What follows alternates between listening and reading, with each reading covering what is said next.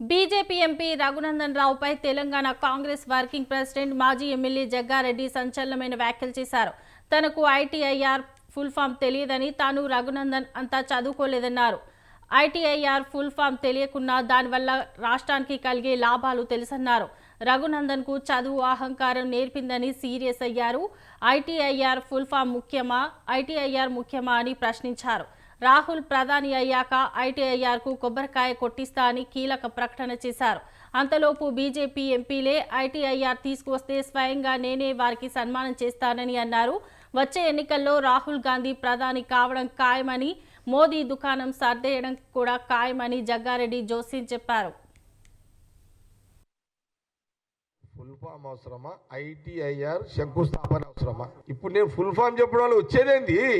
ITIR స్థాపన జరిగితే వస్తాయి ఏమన్నా? 8 మంది ఎంపీలు ఉన్నారు. కేంద్రంలో బీజేపీ ప్రధానమంత్రి మోడీ గారు ఉన్నారు.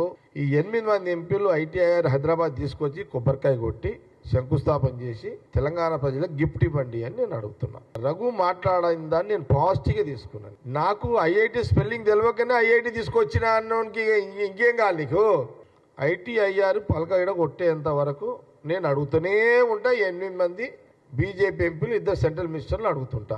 ఇది కాని రోజు నిగ మాకు చేత కాదు, మాకు ప్రధానమంత్రిని ఒప్పించే కెపాసిటీ మాకు లేదు అని 8 మంది ఎంపీలు ఈ 4 ఏళ్ళది వెళ్ళిపోతుంది కదా. ఈ 4 ఏళ్ళ ఐటీఐఆర్ కొబ్బరికాయ మీరు కొట్టిలేదు, శంకుస్థాపన జరగలేదు. 2 సెంట్రల్ మినిస్టర్లు బీజేపీ 6 మంది ఎంపీలతో కాలేదు. నేను మీ 4 ఏళ్లలో మీ చేతగానాన్ని మీరు ప్రూఫ్ అయిపోతే వచ్చే ఎన్నికల్లో ఈ దేశానికి రాహుల్ గాంధీ గారు తప్పకుండా ప్రధానమంత్రి అవుతారు.